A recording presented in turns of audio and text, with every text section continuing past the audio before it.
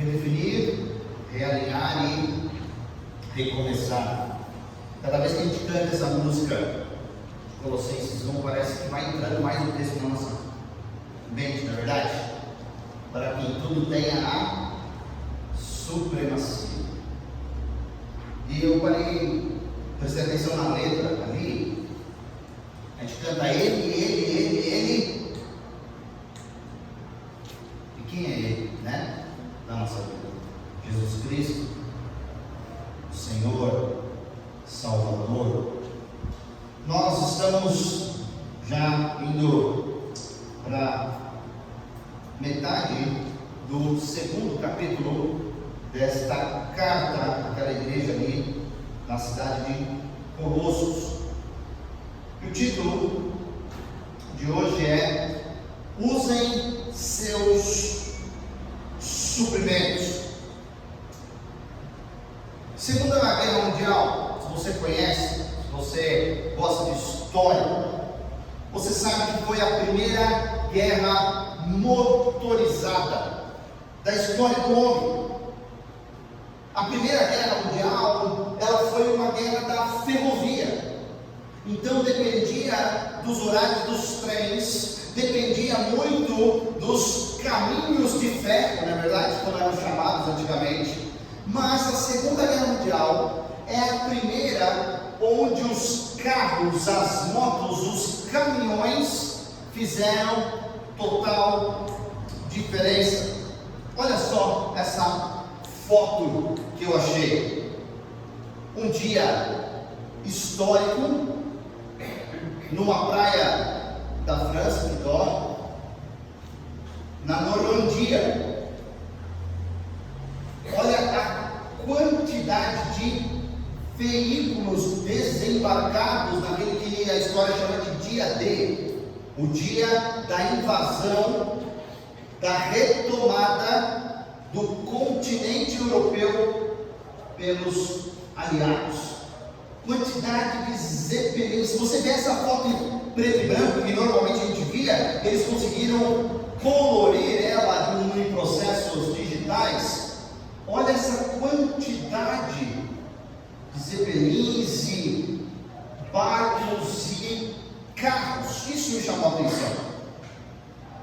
Só para você ter uma ideia do que eu estou falando em relação à motorização, foram desembarcados na Normandia cerca de 140 mil veículos motorizados, desde a moto, jipe, carro, caminhão e aí vai. Nunca tinha acontecido antes algo assim. E uma das coisas muito importantes numa guerra, e numa guerra dessa proporção, ainda mais falando de Segunda Guerra Mundial, é você sempre manter as suas próprias linhas de suprimento. Isso é uma outra fase, uma outra parte da guerra que foi se atentando como logística para ser talvez mais importante, ou talvez no mesmo nível de importância do que o fronte, o início, o embate em si. Porque na medida que você consegue manter aberta a sua chegada de alimentos, a sua chegada de veículos, a sua chegada de balas, de outras coisas ali, você avança. E à medida que você interrompe as linhas de suprimento do inimigo, ele fica ligado. Ele pode morrer de fome, inanição. Fora a grande disparidade entre os próprios países ali.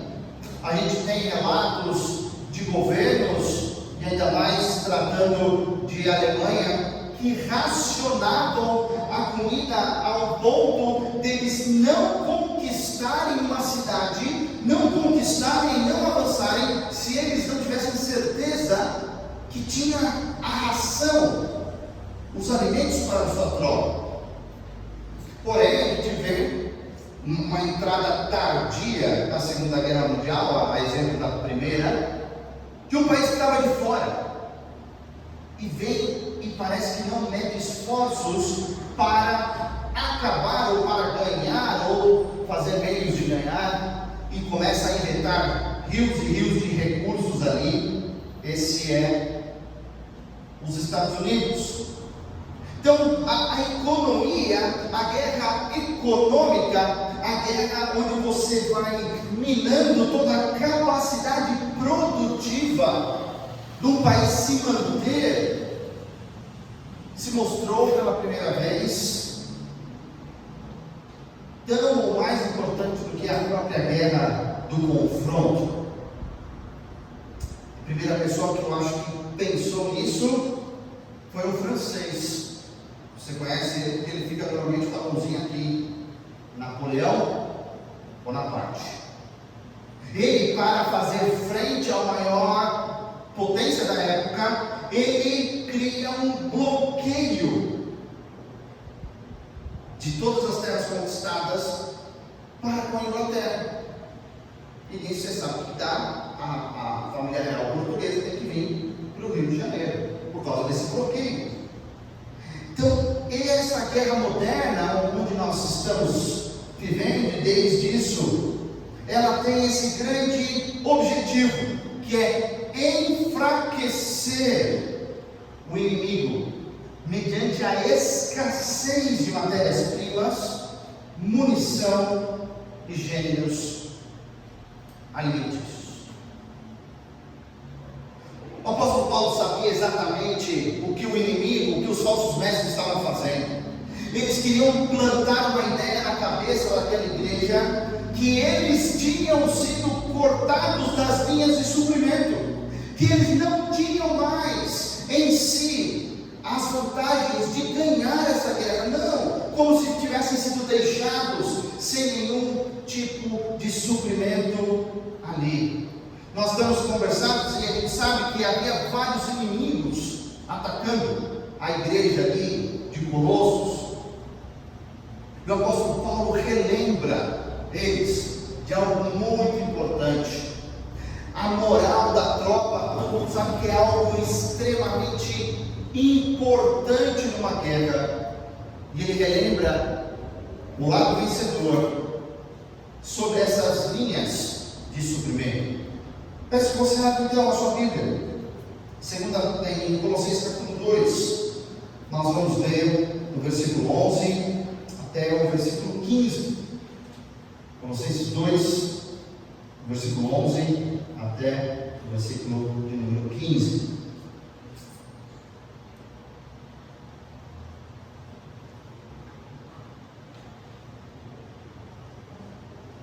Diz assim a palavra de Deus: nele também vocês foram circuncidados, não com uma circuncisão feita por mãos humanas, mas com a circuncisão feita por Cristo, que é o despojar do corpo da carne. Isso aconteceu quando vocês foram sepultados com ele no batismo, e com ele foram ressuscitados mediante a fé no poder de Deus que o ressuscitou dentre os mortos. Quando vocês estavam mortos em pecados e na incircuncisão da sua carne, Deus os vivificou com Cristo. Ele nos perdoou todas as transgressões e cancelou a escrita de dívida que consistia em ordenanças e que nos era contrária. Ele a removeu, pregando-a na cruz, e tendo despojado os poderes e as autoridades, fez deles um espetáculo público, triunfando sobre eles na cruz. Até aqui, vamos orar mais uma vez. Pai querido, te agradecemos pela tua palavra, na nossa língua do coração, em diversas versões, e o total e pleno acesso que o Senhor nos dá a ela. Pai, nesse momento pedimos pela iluminação do teu Santo Espírito, que nos ajude, nos oriente, nos conduza na interpretação única, correta e a aplicação disso em nossas vidas. É o que nós pedimos no nome de Jesus. Amém. Linhas de suprimento. Uma guerra em desenvolvimento. Um inimigo claro, onde ele quer ganhar a guerra antes dela começar, na nossa cabeça. Talvez mostrando que a gente não tem o que a gente precisa. Vale a pena lembrar o que os falsos mestres estavam ensinando ali, que tipos de ensinamentos tinham ali naquela igreja. Nós vimos isso lá no início do capítulo 1. Misticismo oriental, astrologia, filosofia, legalismo judaico. Por isso que a heresia de Colossos, a heresia colossense é algo tão complexo de ser identificado. Tem gente que lê a carta, lê e não consegue de fato identificar tudo aquilo que Paulo teve que pontuar tão fortemente para combater tanta heresia. Um perigo, um inimigo muito grave. Nesse trecho aqui, o apóstolo Paulo vai se atentar para esse último inimigo aqui, o legalismo judaico. Tudo parece, tudo indica, todas as respostas nos levam a crer que o contexto original era o de cristãos ex-judeus, ou cristãos judeus completos, como eles mesmos dizem. Mas esses falsos mestres se utilizavam de dúvidas que tinham na mente deles e faziam eles se submeterem a fatores da lei, a fatores do Antigo Testamento, para que eles voltassem a observar, a obedecer coisas do Antigo Testamento. E quando uma mente está em dúvida de fato, ela fala: para não errar, eu vou obedecer essa pessoa.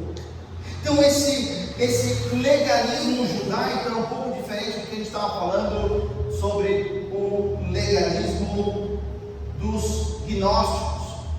Porque o que nós temos aqui é até uma evolução, é uma diferença. Os mestres ali, judeus, que o apóstolo Paulo combate na sua epístola aos Gálatas, eles têm uma característica um pouco diferente do que nós encontramos aqui em Colossenses. Não é exatamente a mesma coisa. Em Gálatas nós vemos o apóstolo Paulo indo contra a circuncisão e a obediência para a salvação, ou seja, como caminho e como pré-requisito para a salvação. Nós não estamos falando disso aqui. Nós estamos falando que esse legalismo aqui, gnóstico, estava falando que obedecer essas coisas tornaria o cristão mais espiritual, tornaria o cristão uma nova categoria. Ou seja, você iria destravar o conhecimento único, você iria estar em outro patamar espiritual, você poderia fazer parte de uma elite espiritual. Uma coisa fantástica. Observando ritos, você ganharia um benefício espiritual. Não a salvação, como era o programa de Gálatas, mas aqui falando claramente de um algo a mais, de Jesus e mais alguma coisa, um acesso único, privado de algo que só eu vou ter. Circuncisão, observar dias santos, uma dieta restritiva de certos alimentos.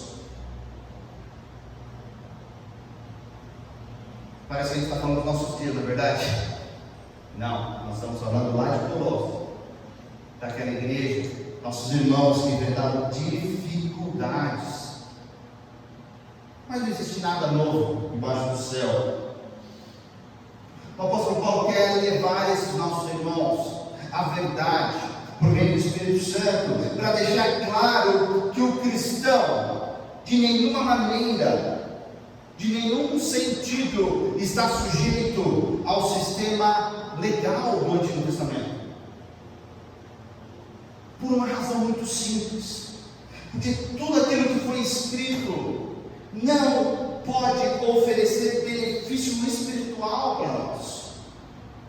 Ou seja, não é o cumprimento dessas regras dado ao povo judeu por nascimento, por escolha divina, que nós vamos ter acesso, destravar algo melhor do que o nosso relacionamento atual.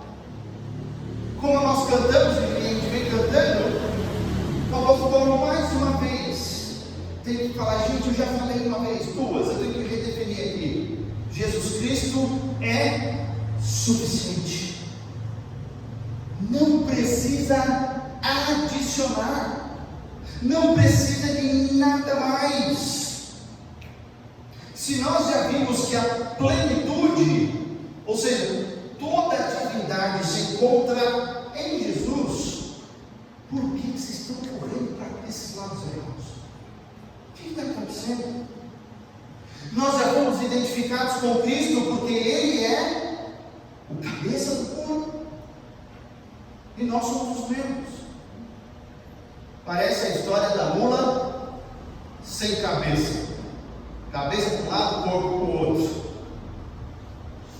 Por isso, o apóstolo Paulo tem que reafirmar mais uma vez 4 linhas de suprimento que eu e você temos nessa guerra, que temos esse acesso infinito, constante, que não para, que o inimigo não vai conseguir nessa guerra que nós travamos cortar e nos deixar sozinhos. Nós vamos ver 2 linhas de suprimento hoje, nós vamos ver das outras 2 mais para frente.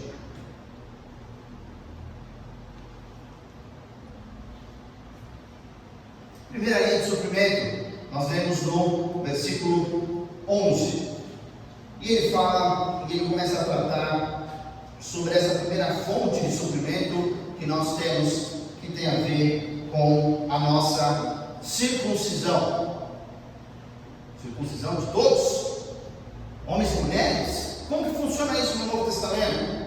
A circuncisão no Antigo Testamento claramente era um sinal físico no corpo da aliança de Deus com o seu povo. Por isso que todo homem, todo macho, aos 8 dias de nascimento, tinha uma parte, uma capa cortada por uma pessoa especializada, para ele sempre se lembrar. Gente, toda vez que você vai no banheiro, toda vez que você vai fazer qualquer outra coisa, você vai lembrar da aliança que Deus fez com você. Algo físico, feito por um sacerdote, alguém do templo, ou alguém ali, um rabino. Uma operação física, mas tinha significado espiritual, sim. Ela tinha total significado espiritual, mas a gente sabe claramente que algo físico não pode transmitir graça espiritual. Por isso que nós cremos nos elementos da ceia como memoriais e não como místicos. Eles não transmitem nada. Eles vão continuar sendo o que são, que a gente sempre fala, é pão e suco. Eles não vão se tornar nada além disso mesmo. É o significado. Por isso que não precisa enterrar aquilo que sobra. Por isso que eles são simples. Não vão se tornar nada. Interessante que em vários lugares do Antigo Testamento nós vemos Deus chamando o seu povo para conversar, advertindo o seu povo que os seus pecados estavam afastando de Deus e pedindo que eles se circuncidassem no coração. No próprio Antigo Testamento nós já vemos essa figura aparecendo. Não estava servindo, uma cicatriz física não estava servindo para lembrar do seu compromisso com Deus, da sua aliança com Deus. Só que eu e você, como seres humanos, nossos irmãos judeus também, temos esse anseio de depender de rituais, de depender de alguma coisa religiosa, de ter algo para eu falar, não, foi por causa daquilo lá que eu fui salvo. Como aceito o Senhor, como batismo para a salvação e outras coisas mais. Eu e você na era da igreja, onde nós estamos hoje, desses dois povos que Deus fez um, nós não precisamos ser fisicamente circuncidados, porque eu e você já fomos espiritualmente circuncidados quando nós recebemos a nossa identificação em Cristo. Quando foi isso? No dia que você entendeu que era pecador, que você precisava de um Salvador, você precisava de Jesus Cristo. Nesse dia, você teve o seu coração circuncidado. Só para vocês entenderem melhor, um quadro resumo, eu acho que não existe nada melhor do que vocês verem a diferença. No Antigo Testamento, os judeus tinham uma cirurgia exterior. No Novo Testamento nós temos algo que acontece no nosso coração. A circuncisão acontece lá dentro. Os judeus apenas uma parte do corpo, mas nós temos a oportunidade de ter todo o corpo, ou seja, todos os nossos pecados circuncidados, entregues a Jesus Cristo. No Antigo Testamento, era uma pessoa super especializada que fazia isso, mas ainda era feita por mãos humanas. Circuncisão do coração não é feita por mãos humanas. No Antigo Testamento, a circuncisão não oferecia qualquer ajuda espiritual para você ser mais santo, para você conquistar o pecado, para você se manter no caminho. Mas no Novo Testamento, a circuncisão do coração, o habitar do Espírito Santo em você, me capacita e capacita você a vencer o pecado. Dá para ver o tamanho do erro, da heresia, do problema aqui? Porque quando você está desse lado, quando nós entendemos todos os benefícios da salvação, e alguém fala, não, vocês têm que voltar lá. Isso dá um nó na nossa cabeça.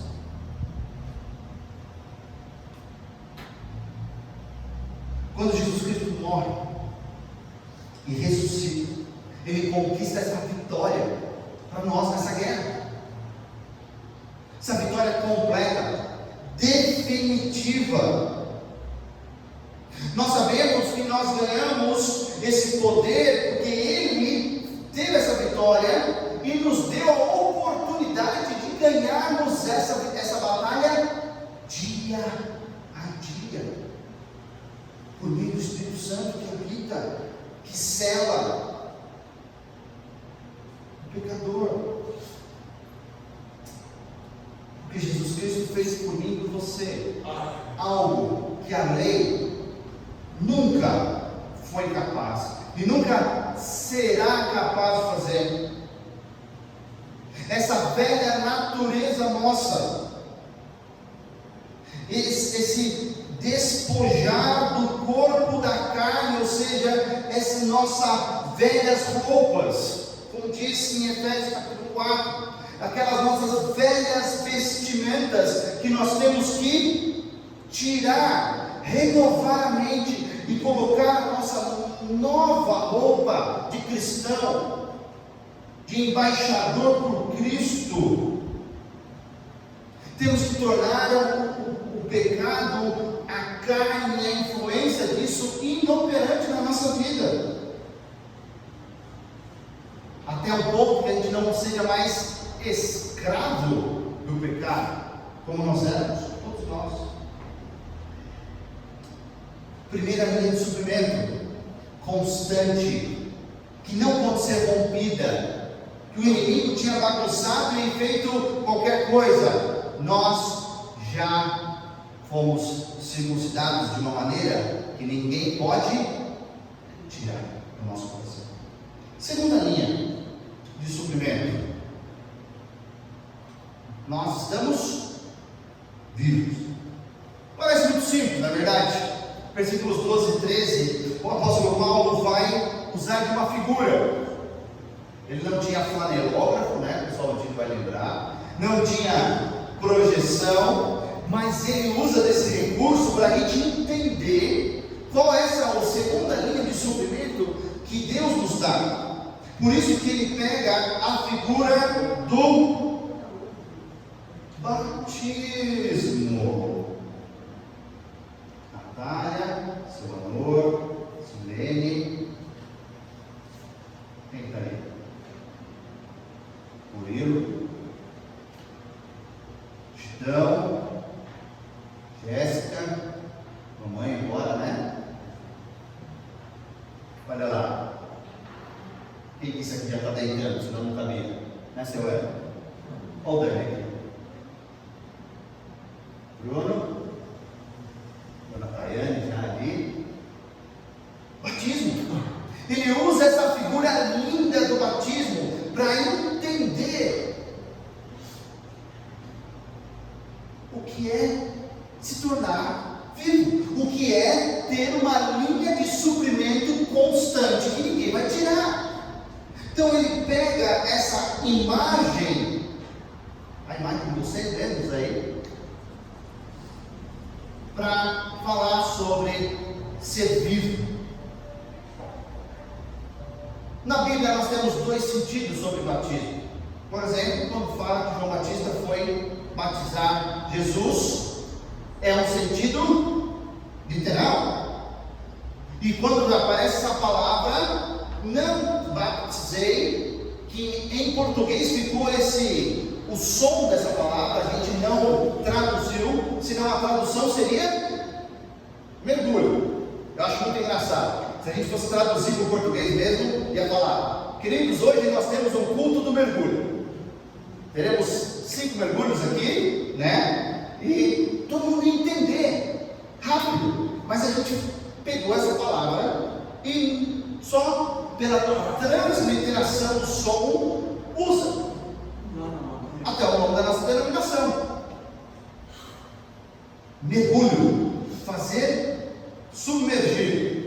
Alguns pouca água, né? Faltou ali, mas vamos lá, né? Mesmo assim, sem problema algum.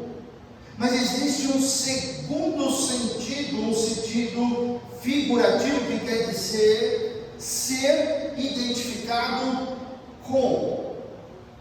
Onde nós encontramos exemplo desse segundo sentido na própria palavra de Deus. Por exemplo, em 1 Coríntios, quando o apóstolo Paulo está dando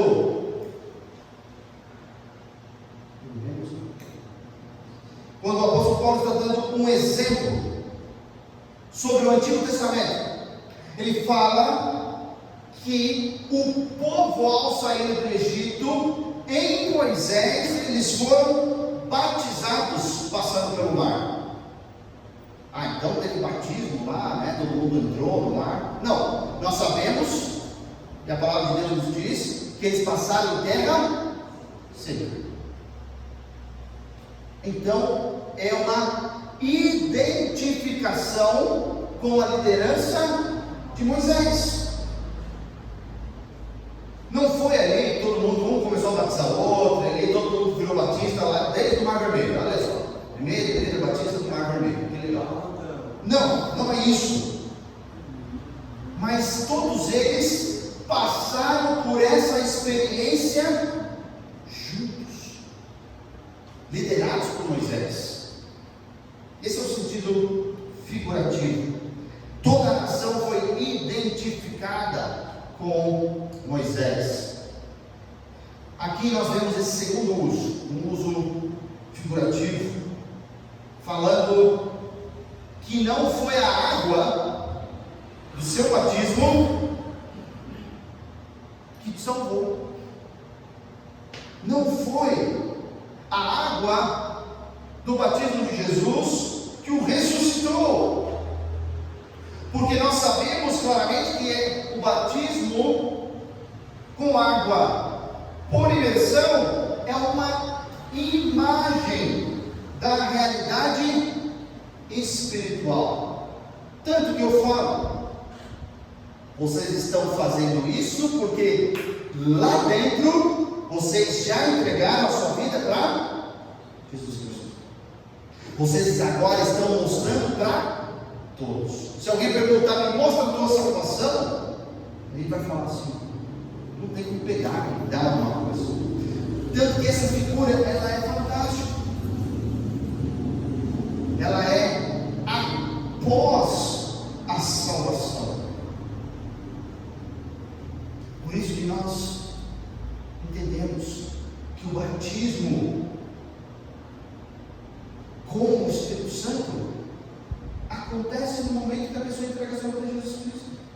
Não existem dois batismos, dois momentos.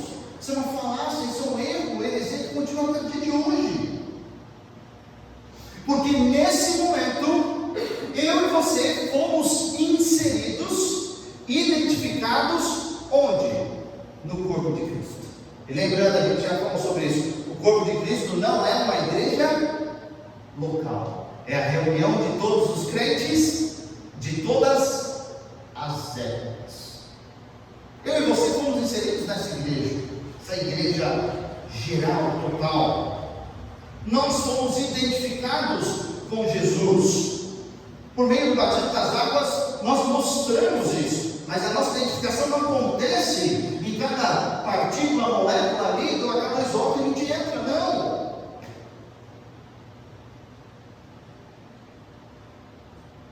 O mais interessante, o apóstolo Paulo vai apelar para a fonte do poder. Versículo 12 ele diz assim: isso aconteceu quando vocês foram sepultados com ele no batismo, e com ele foram ressuscitados mediante a fé no poder de Deus. Fé no poder de Deus. Talvez você já ouviu muita história do poder de Deus. Talvez você já leu a palavra de Deus falando sobre as maravilhas que Deus fez. Mas você vai falar assim: por que isso não acontece comigo? Por que eu não pego o cajado e abro o Mar Vermelho? Mas a gente tem certeza de uma coisa: a fé no poder de Deus, que eu e você um dia, assim como foi com Jesus, seremos ressuscitados. Por que fé? Porque a gente tem que acreditar antes da gente ver. Tem um pessoal hoje em dia que é o contrário: me mostra que talvez eu acredite em você. Não. Fé é acreditar no que Deus diz sem a gente ver. Eu e você seremos ressuscitados, e o poder não vem de nós. Não que a gente se torne um mini Deus ou essa fonte de poder inesgotável por causa da plenitude de Deus que habita em nós. Não. Por causa da fé no poder de Deus. Eu e você fomos transformados, queridos, não por causa da água, mas por causa do poder de Deus. Senão o pessoal ia falar o seguinte: pastor, o meu batismo não valeu a pena, eu continuo pecando, me batiza de novo. E de novo, e a cada 6 meses, daqui a pouco cai para 3 meses, daqui a pouco a gente está um chuveirinho aqui, batismo, antes que vem para o culto, tem que batizar aqui, ó, batismo com chuveirinho, porque senão a gente começa a crer que a água tem poder. Não. Deus tem o poder, Ele fala que a nossa fé nesse poder de lá na frente nos ressuscitar. Esse mesmo Espírito que nos traz vidas, porque eu e você estávamos mortos, que o ressuscitou dentre os mortos. Já avançando no versículo 13, que vai ficar para a próxima vez. Quando vocês estavam mortos, e hoje nós estamos vivos.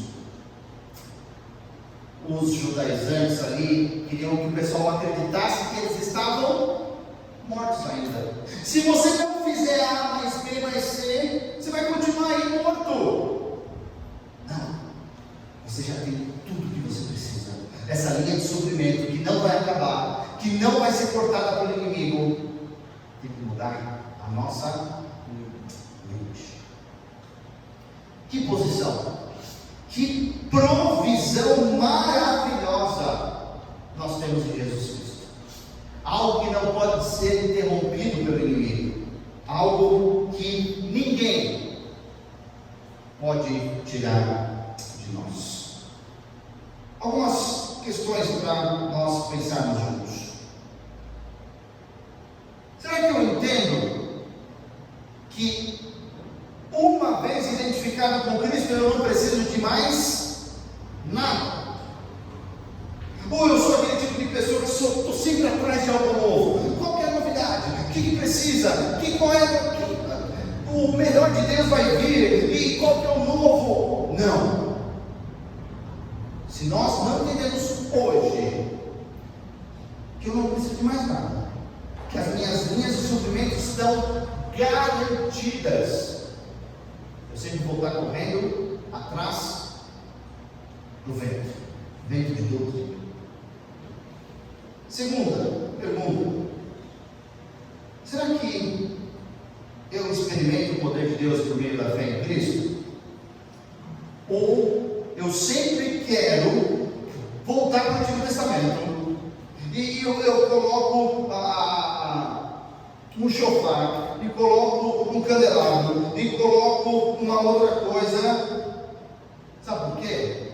Porque eu acho que a minha vida é muito xoxa, minha vida está muito fraca, é muito vazia, então eu estou precisando de algo poderoso, e as coisas poderosas vêm do Antigo Testamento, então eu tenho que correr lá e fazer algo e lutar para conquistar algo, talvez dando 7 voltas em torno de alguma coisa, até as muralhas caírem. Próxima pergunta: será que de fato eu creio que a justificação, o ato de Deus nos tornar justos, pegou todas as minhas transgressões? Todas. Quem fez discipulado comigo sabe: as do passado, as do presente e as do...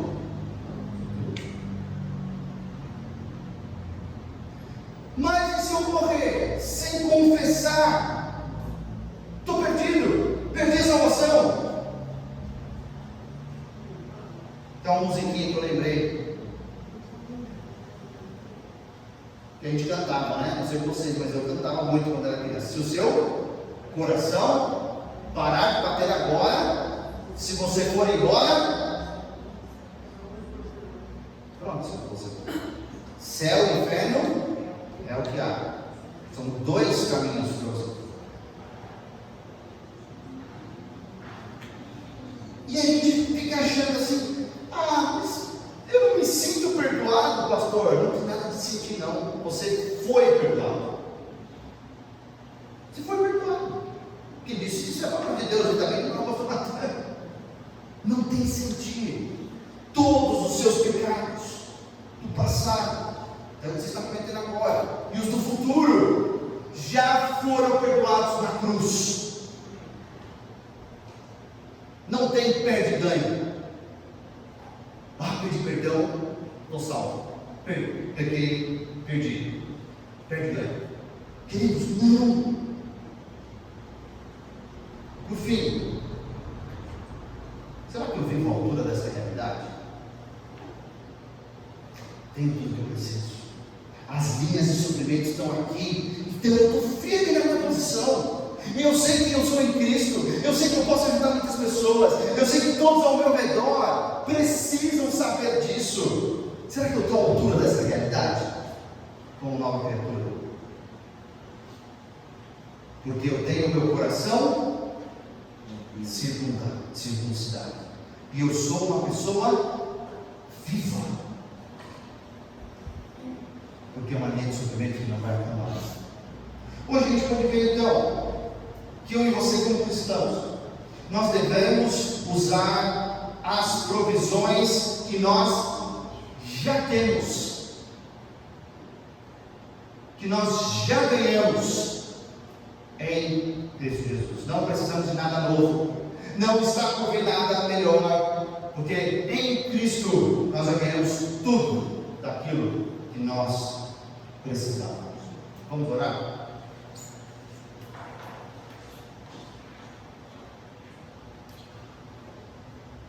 Pai querido, trabalha a nossa mente, porque é nessa guerra, é nesse campo de batalha que o inimigo quer fazer confusão nas nossas vidas, Pai. Nos ajuda a entender de fato que essas linhas de suprimentos são constantes. O teu amor não falha, é constante as nossas vidas. Nós temos total acesso ao Senhor e não precisamos de nada mais, muito menos voltar às leis do Antigo Testamento. Pai, nos ajuda a sempre caminharmos conforme a tua palavra, nos dando força, coragem, discernimento e sabedoria, que nós pedimos no precioso nome de Jesus Cristo.